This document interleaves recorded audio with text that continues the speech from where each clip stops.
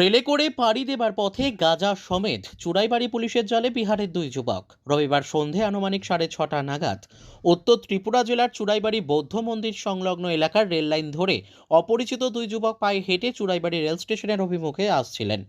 তখন সেখানকার স্থানীয় লোকজনদের মাঝে সন্দেহ দেখা দিলে তড়িঘড়ি খবর দেন চুড়াইবাড়ি থানায়।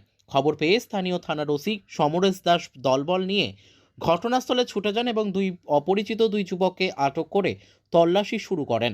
তল্লাশি চালিয়ে দুই যুবকের শরীরে লুকিয়ে রাখা 6 প্যাকেটে মোট 6 কেজি শুকনো গাঁজা উদ্ধার করে পুলিশ, যার কালোবাজারে মূল্য লক্ষাধিক টাকা হবে বলে জানা গেছে। সাথে আটক করা হয় সুধীর দাস পিতা মৃত চেনেশ্বর দাস এবং চিন্টু কুমার শর্মা পিতা সঞ্জয় শর্মাকে। উভয়ের বাড়ি বিহারের বৈশালী জেলার বহরমপুর গ্রামে। পরে ধৃতদের নিয়ে আসা হয় চুড়াইবাড়ি থানায়।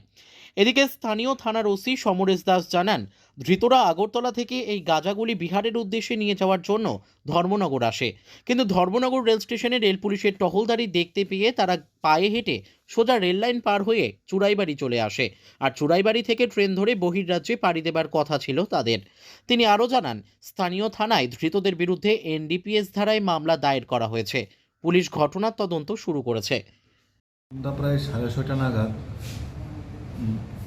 পূর্ব ফুলবাড়ি, যেটা আমাদের রেল লাইনের কাছাকাছি, এখানে একটা বুদ্ধ মন্দির আছে, ওইখান থেকে আমার কাছে একটা গোপন সংবাদ আসে যে স্থানীয় এলাকাবাসী দুইটা সন্দেহভাজন লোককে আটক করে রেখেছে।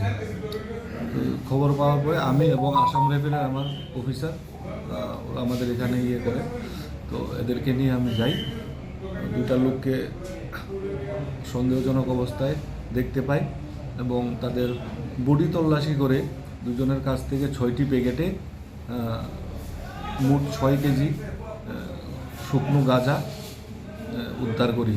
Bureau report, news Tele Bharat.